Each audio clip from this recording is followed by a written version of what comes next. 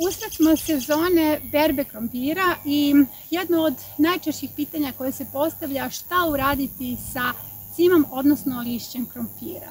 List krompira je nama fantastičan resurs i u ovoj epizodi pokazat ću vam šta sve možete da napravite sa cimom krompira, koje preparate, kako da ga iskoristite kao resurs i to bez obzira da li je zdrav ili oštećen. Jedan od načina sadnje krompira jeste i u balkon bio bašti i tu se postižu zaista odlični rezultati. Evo za početak ovo je red emaile koji je posađen u gajbici, svi ste to mogli da pratite.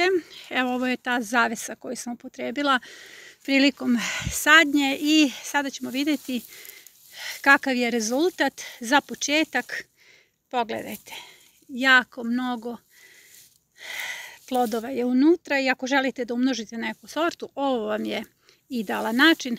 Sada ću ovo i dalje da pokrijem. Dokle god je cima zdrava, kao što vidite jeste zdrava, a krompir će ovdje ostati. Drugi način na balkonu jeste u vrećama i ono što je prednost ovih vreća jeste što možete stalno da dižete nivo ove vreće i na taj način cima neće padati jer krompir je puzavica. Dakle, nakon izvesnog vremena potrebno je zagrtati ga ili na balkonu staviti neke držače za krompir. To možete da vidite u serijalu Balkon bio bašta, a ovo je vreća od granuliranog pilećeg organskog đubriva i ja sam tu ubacila krompir i sada samo podižem nivo ove vreće. Kada smo kod vreća, vidite kako možete vrlo lako da uzgojite kupus u vreći, dakle reciklirate, a usput i uzgajate i to ne samo kupus, suncokret i kupus. Krompir sadimo na mnogo različitih načina, makar je tako u mojoj bašti. S obzirom da ima baštu na otvorenom polju, to je ovo što vidite iza i balkon bio baštu, za sve postoji neki način i sistem sadnje. U ovoj bašti je krompir posađen u permamodelima, dakle ja nemam zemljanu sadnju krompira i možete da pogledate epizodu najlakši način, odnosno najjednostavniji način sadnje krompira u permamodeli i to se pokazalo kao vrlo efikasno. Kao prvo bilo je jednostavno posaditi ga i još jednostavnije brati ga, zato što je potrebno samo da se izvadi cima, podigne trava i onda vas krompir unutra čeka kao jaja u nekom gnezdu. Pored toga postoje krompir grmovi i postoji krompir na travi. Postoje i krompir grmovi na travi. To je nešto što možete da vidite na YouTube kanalu. Sada ćemo da obiđemo balkon bio baštu, krompir na travi i krompir u permamodelima. To je ono što je prisutno u ovoj sezoni. Ovo sam upravo izvadila za današnji obrok. Krompir i grašak skinuti su sa ove gredice. Pogledajte epizodu šta sadimo nakon graška.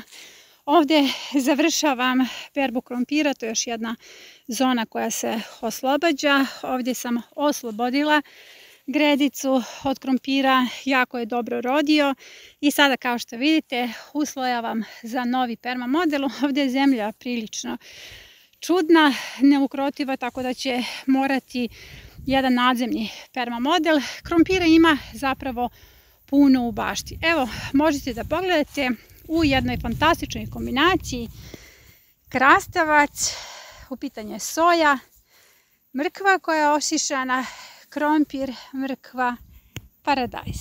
Ova kombinacija se za sad pokazala kao jako dobra, paradajz je zdrav, a krompir nisu napadale zlatice.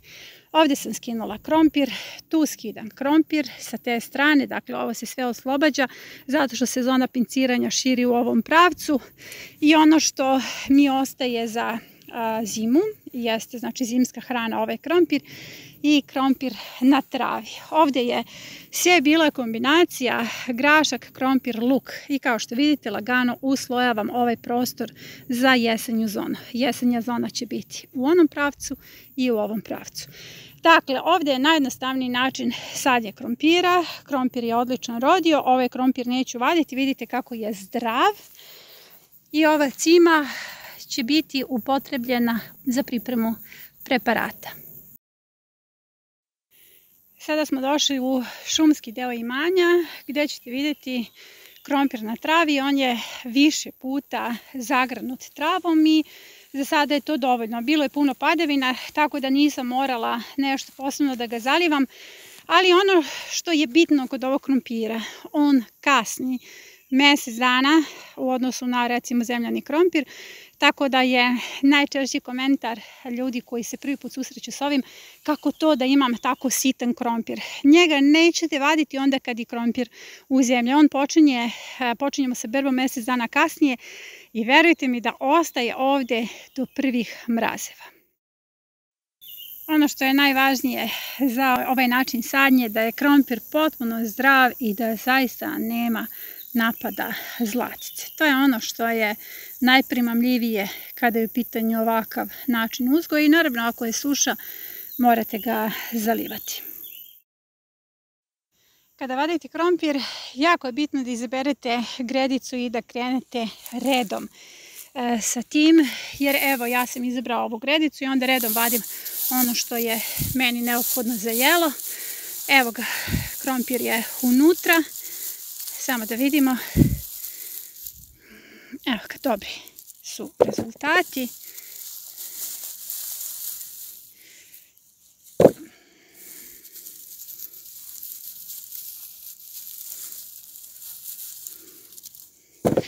Sada ću da izvadim ostatak ove kućice, odnosno ovog gnezda i da vam pokažem šta da radite sa ostatkom cime.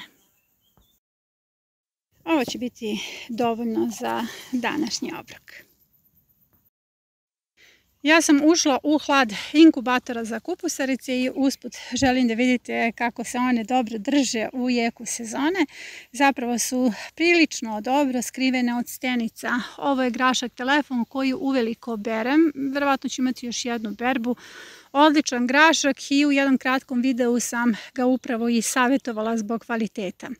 Kada je u pitanju sama cima krompira, ona je jedan mineralni miks u sebi sadrži, ali od dominantnih minerala azot i magnezijum. Zato je važno upotrebiti cimu u pripremu tekućih biljnih đubriva za jesenju zonu. Sve kulture iz jesenje zone su azot i magnezijum zavisne na početku vegetacije, a tokom čitave vegetacije blitve i kupusarice.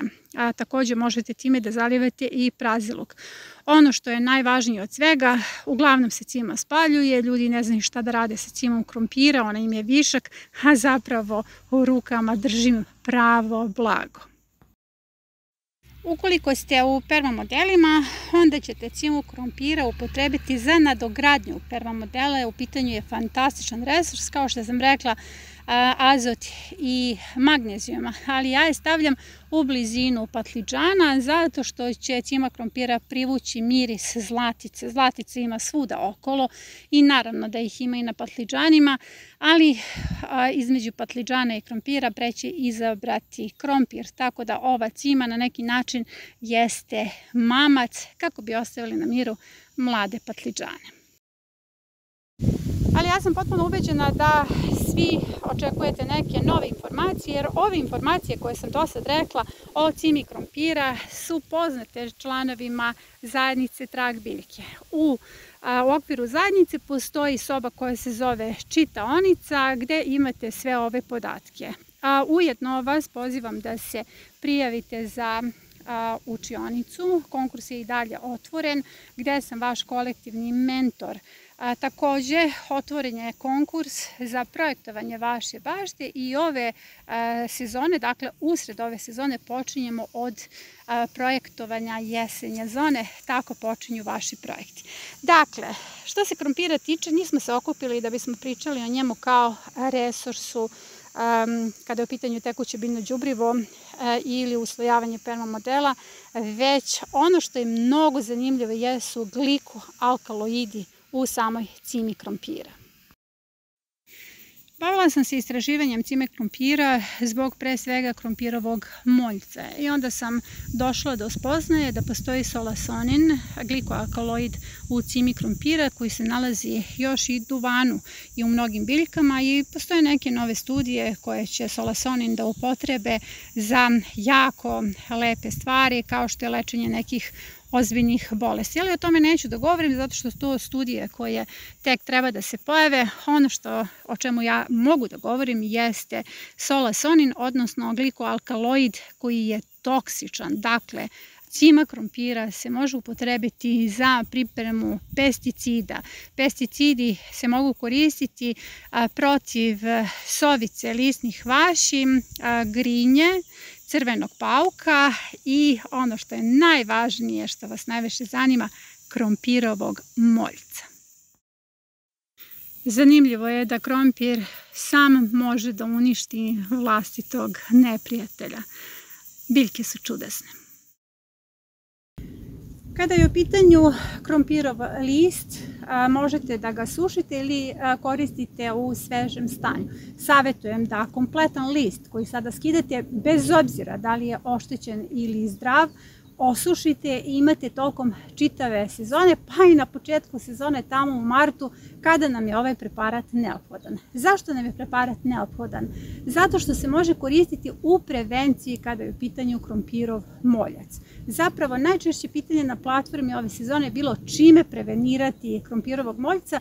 Ja nisam mogla da vam dam adekvatan savjet zato što preparat koji smo koristili od čili paprika nije mogao preventivno da se koristi i sada imamo upravo taj preparat.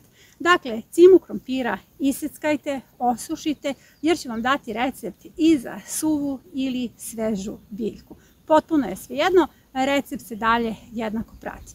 Dakle, kilogram sveže biljke ili 400 grama suve biljke ćete potopiti u 10 litara vode. Sve to treba da stoji 2 dana, treba da bude dobro usitnjeno i da sve vreme mešate i gnječite kako bi što veća količina glikoalkaloida izašla iz biljke.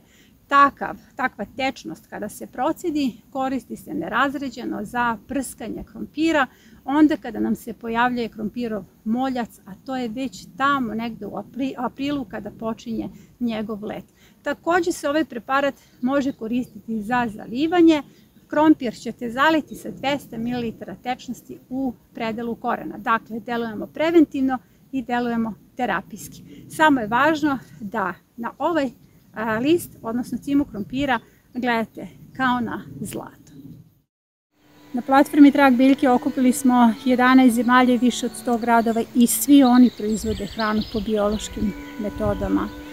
U najurbanijim delovima grada sadi se krompir. To je tako dobar čin revolucije. Postanite i vi najradikalniji čin otpora. Pozivam vas na neagresivnu građansku neposlušnost. Pozivam vas na baštovanstvo kao platformu kojom se menja planeta. Zapratite kanal.